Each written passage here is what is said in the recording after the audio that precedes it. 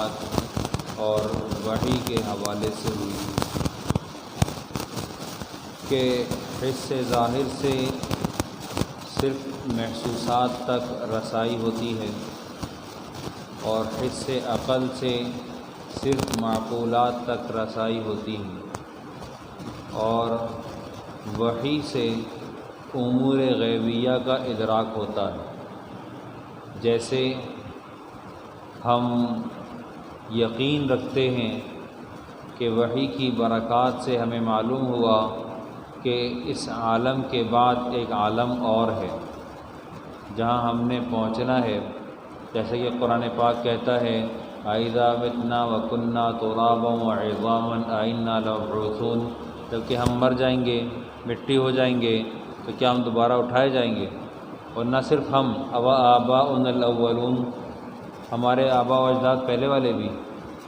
تو قرآن پاک نے کہا قُلْ إِنَّ الْأَوَّلِينَ وَالْآخِرِينَ لَمَجْمُوعُونَ إِلَىٰ مِيقَاتِ يَوْمٍ مَّعْلُومٍ، پہلے والے بھی بعد والے بھی سب کے سب ایک خاص مدت میں جمع کر دیے جائیں گے۔ تو ہمیں معلوم ہوا کہ اس عالم کے بعد ایک عالم اور بھی ہے جس کی اطلاع قرآن پاک ہمیں دیتا ہے، اور قرآن پاک سراسر وحی ہے۔ ہمیں معلوم ہوا کہ وہاں پر جزا و سزا کا ایک بڑا کامل انتظام ہے، وَمَا تُجْزَوْنَ إِلَّا مَا كُنتُمْ تَعْمَلُونَ، تم بدلہ دیے جاؤ گے مگر اس کا، تم بدلہ نہیں دیے جاؤ گے مگر اس کا جو تم کیا کرتے تھے۔ تو معلوم ہوا کہ سزا و جزا کا جو نظام اللہ سبحانہ و تعالیٰ نے بنایا ہے جنت جہنم کی صورت میں، اس کی اطلاع بھی ہمیں وحی کے ذریعے سے ملتی ہے۔ یہ ادراک غیبیہ ہیں، یہ امور غیبیہ کا ادراک ہے جو اللہ سبحانہ و تعالیٰ نے ہمارے حق میں چلا رکھا ہے۔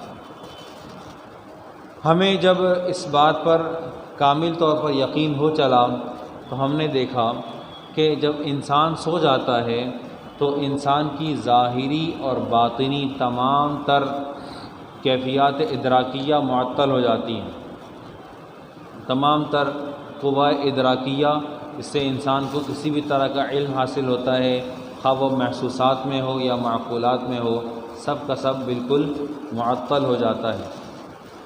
چنانچہ حدیث میں آتا ہے نبی کریم صلی اللہ علیہ وسلم نے ارشاد فرمایا النوم اخو الموت، نوم نیند یہ رشتہ دار ہے، بہن بھائی ہیں اس موت کے۔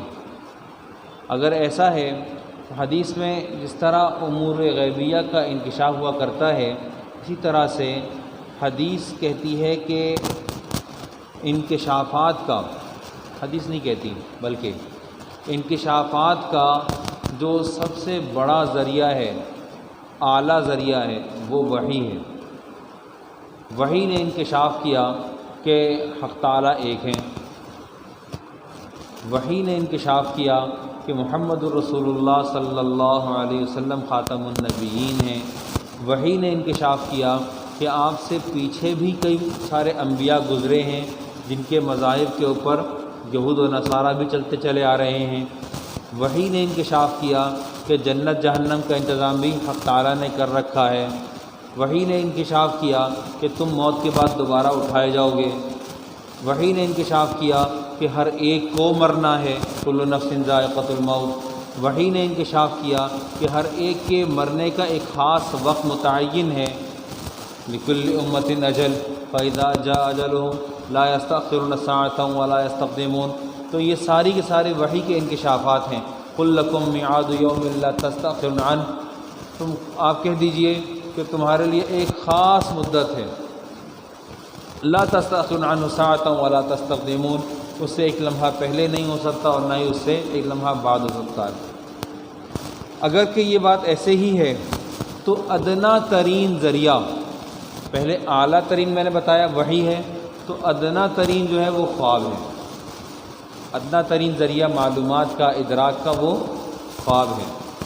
ہمارا موضوع اس وقت وحی کی ابتدا کیسے ہوتی ہے، یہ ہمارا موضوع ہے کہ پیارے پیغمبر صلی اللہ علیہ وسلم ہوں یا دیگر سابق انبیاء علیہ الصلوات و تسلیمات پر وحی کے انوارات برکات جو شروع ہوئے، ان کو پہلی ملاقات میں کیسے معلوم ہو گیا کہ یہ جو صاحب مجھ سے ملنے کے لیے آئے ہیں یہ آیا جنات میں سے ہیں یا یہ کوئی نبی ہیں یا کوئی فرشتہ ہے، کون ہے؟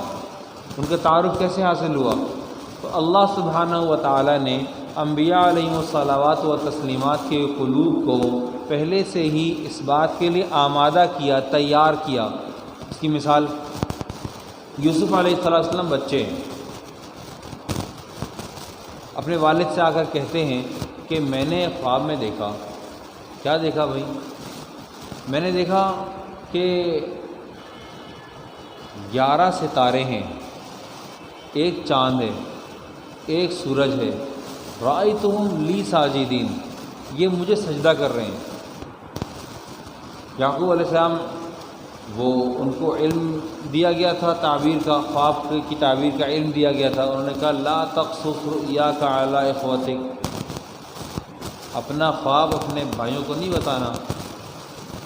اچھا، ابراہیم علیہ السلام خواب میں دیکھتے ہیں، بیٹے سے کہتے ہیں فلما بلغ معه السعي قال يا بني اني ارى في المنام اني اذبحك فانظر ماذا ترى، بیٹے میں تمہیں ذبح کرتے ہوئے دیکھ رہا ہوں۔ بیٹے نے کہا ٹھیک ہے، جیسا آپ نے دیکھا ویسا کر گزریں، نو پرابلم، تیار ہوں میں اس کام کے لیے۔ لیکن ابراہیم علیہ السلام کا خواب یہ آپ کی نبوت کے عطا ہونے کے بعد تھا۔ یوسف علیہ السلام کا خواب آپ کا بچپن تھا، آپ کا بچپن تھا۔ نبی علیہ السلام نے خواب دیکھا کہ آپ کے ہاتھ میں 2 کنگن ہیں، آپ نے یوں پھینک دیا، دونوں پھینک دیا۔ کیا تھا؟ دنیا تھی، پھینک دی۔ تو معلوم ہوا کہ انبیاء کے خواب سچے ہوتے ہیں، انبیاء کے خواب سچے ہوتے ہیں۔ خوابوں کے سچا ہونے پر یاد آیا کہ حدیث میں آتا ہے بعض اوقات نبی علیہ السلام نے خواب کو نبوت کا 26واں حصہ، 40واں حصہ، 45واں حصہ، 50واں حصہ، 70واں حصہ اور 76واں حصہ تک نبی علیہ السلام نے بتلایا۔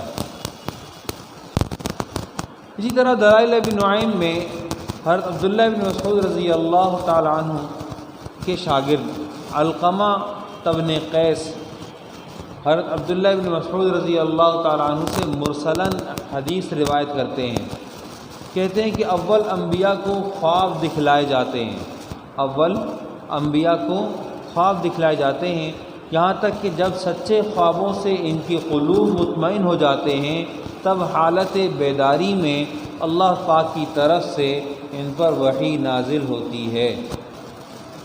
جب قلوب مطمئن ہو جاتے ہیں تو پھر وحی کا نزول ہوتا ہے۔ سر میں نے آپ کو دلیل دی کہ یوسف علیہ السلام کا خواب آپ کے نبوت کی دلیل تھی۔ یعقوب علیہ السلام نے تعبیر کیا دی، تعبیر دینے سے پہلے منع کیا کہ بتانا مت۔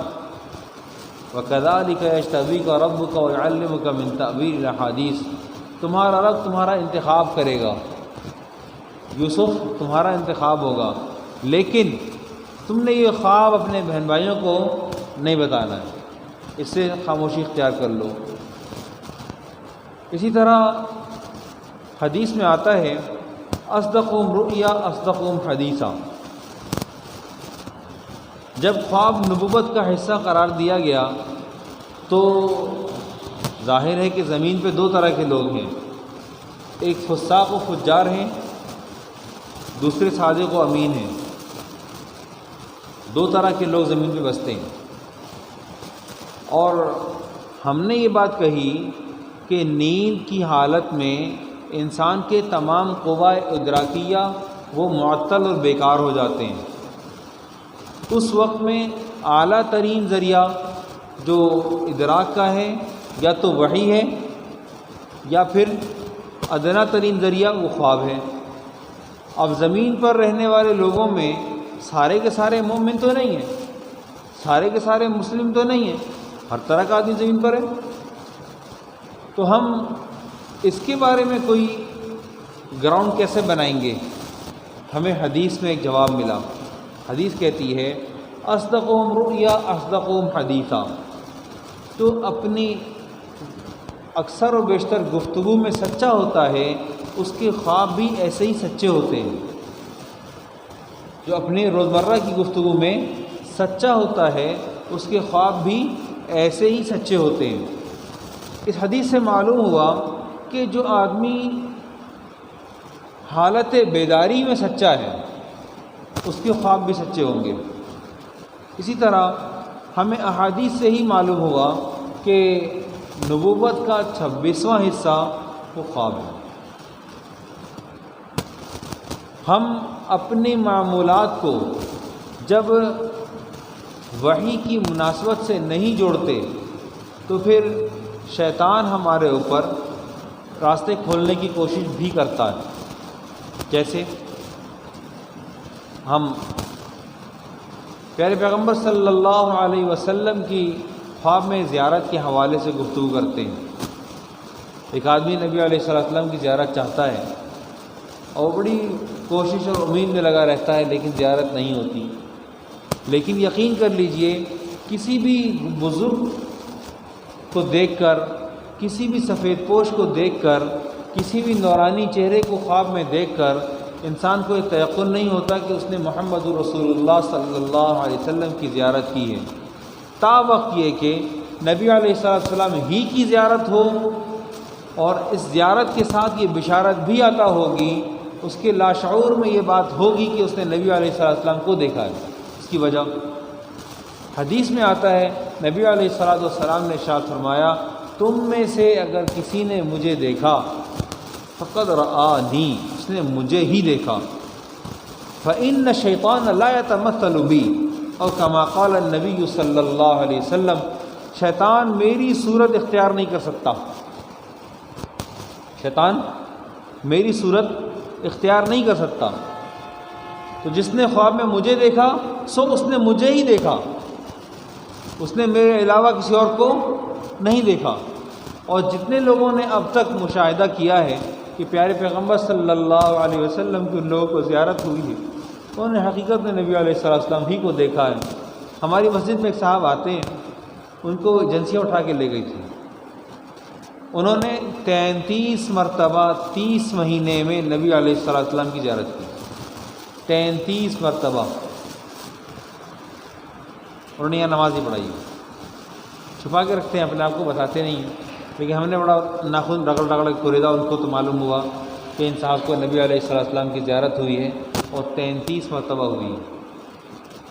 اللہ سبحانہ و تعالیٰ ایسے ہی اپنے حبیب صلی اللہ علیہ وسلم کی زیارت دنیا میں بھی عطا فرمائے اور آخرت میں بھی اپنے حبیب صلی اللہ علیہ وسلم کی زیارت اور آپ کے دست مبارک سے جام کوثر نصیب فرمائے اور نبی علیہ السلام کی مبارک شفاعت سے مالا مال فرمائے۔ وآخر دعوانا الحمد للہ رب العالمین۔